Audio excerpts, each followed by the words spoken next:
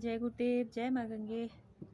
आज हमारी कुटिया में हमारे बड़े भाई पधारे हैं और पूर्व नाम से हम जानते थे हिंदू भूषण श्याम जी महाराज से, लेकिन आज उनको स्वामी भारतानंद जी के नाम से जानते क्योंकि आज वो संन्यास धारण कर चुके हैं। और जब हमारे गुरुदेव शारीरिक अवस्था में हमारे साथ थे तब हम मिले थे, उस कार्यक्रम में भैया आए हुए थे। लेकिन आज गुरुदेव के जाने के बाद एक पुण्यतिथि में सम्मिलित हुए और उसके बाद हमारी कोई भेंट नहीं हुई। आज 4 या 5 वर्ष हो गए हैं जी। आज भैया पधारे हैं। अचानक हरिद्वार में आए हुए थे, संपर्क हुआ, हमने कुटिया बुलाया तो बहुत आश्चर्य कर रहे हैं कि आप कैसे रह रहे हो यहाँ पर।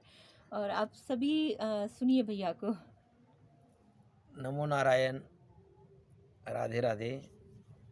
आप सभी को बहुत साधुवाद। जैसे कि दीदी ने कहा कि हम जब दीदी पूज्य गुरुदेव जी का दर्शन मुझे पहली बार 2018 में हुआ, वहाँ कार्यक्रम में गया था मैं झारखंड में, और बहुत अच्छा लगा था। और जब दर्शन हुआ, 2-3 दिन की सनिधि मिली। ऐसा नहीं लगा था कि पूज्य गुरुदेव इतने जल्दी शरीर छोड़कर जाएंगे। और मुझे लगता है आज भी गुरुदेव हमारे हृदय में है, अंतःकरण में है, दिल में है। और गुरुदेव हमेशा भले शरीर रूप से न हो, लेकिन उनकी कृपा, उनका आशीर्वाद और उनकी छत्र छाया है। और बहुत दिन के बाद, जैसे वहाँ कार्यक्रम में 18 के बाद फिर गुरुदेव की पुण्यतिथि में मैं ललितपुर में भी मिला था। और बाद में हम प्रयागराज में भी कुंभ में एक साथ थे। और मुझे लगता है 3-4 साल हुए होंगे। उसके बाद दीदी का संपर्क तो फ़ोन पर बातचीत होती रहती है। लेकिन यहाँ आज ये कुटिया, इतना मुझे भी इतना एक आश्चर्य ही लगा। और देखो, साधक के जीवन में कितने हम तो संत मीराबाई हो या अलग अलग सभी संतों के, भक्तों के हम कहानियाँ, चरित्र सुनाते।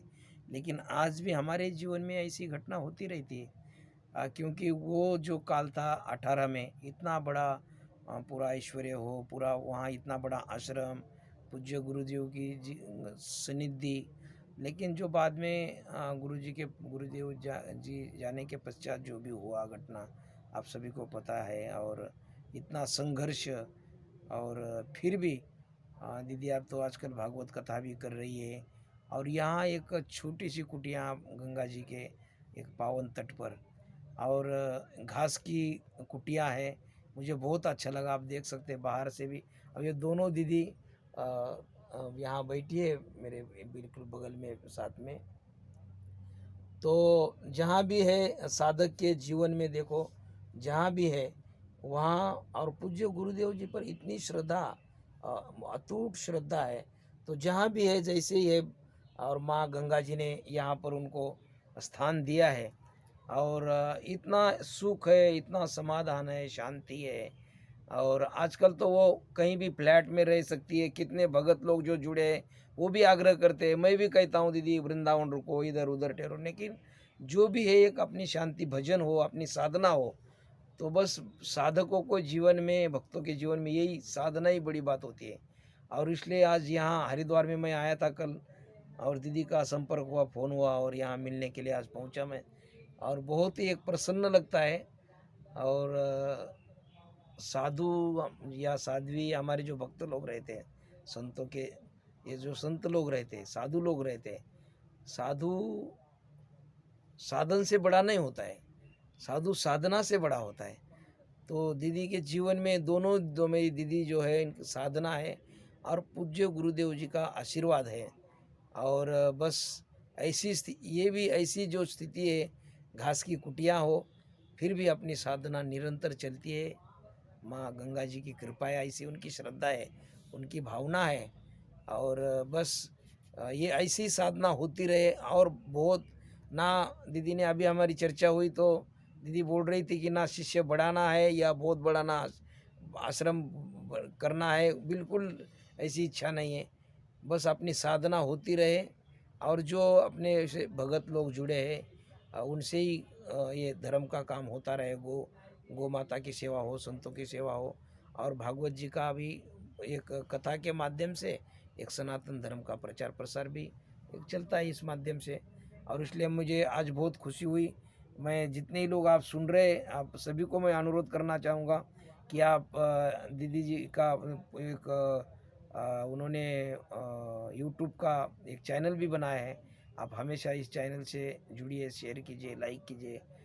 जो भी बातें हैं आप दीदी को पूछ सकते हो, आप कमेंट लिख सकते हो और उसको सब्सक्राइब भी कर सकते हो। और बस हम संतों से जुड़े रहेंगे तो एक हमारे जीवन में एक मार्ग बताने वाले आप संत ही है। और ऐसे संत जो निरंतर साधना में भजन में रहते, मैं सालों से दीदी से जुड़ा हूँ, संपर्क है हमारा। और पूज्य गुरुदेव की सन्निधि उनको एक भगवान के गुरु का तो रूप भगवान का ही रूप होता है। और पूज्य गुरुदेव ने उनको जो शिक्षा दी है, दीक्षा दी है, बस मुझे पूरा भरोसा है कि दीदी का जीवन, दोनों दीदी हमारी और निरंतर भजन में रहती है माँ गंगा जी के तट पर, एक पावन इस ऐसे स्थान पर धाम में। और ये घास की कुटिया बनाकर आज के युग में, आज हमारे साधु संत तो प्लेन से फ्लाइट से घूमते हैं इधर उधर, बड़ी बड़ी गाड़ियाँ, फिर भी ये सब तो होना चाहिए, मैं विरोध नहीं करता हूँ उसका, लेकिन कहीं ना कहीं हमारी साधना भी छूट जाती है।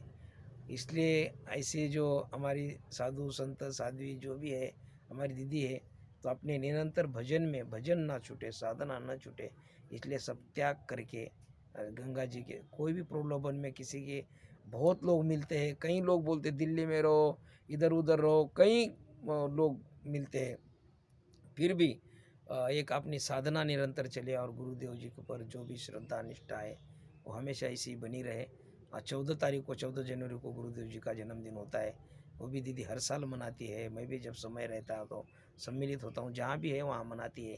तो आप सभी लोगों से मुझे यही अनुरोध है कि आप दीदी से जुड़े रहना और इनकी कथा सुनिए।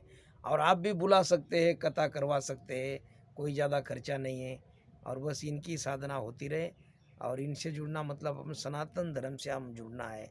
और इसलिए पुनः एक बार आज मुझे बहुत अच्छा लगा इस पवित्र पावन घास की कुटिया में यहाँ बैठकर अभी प्रसादी पाया।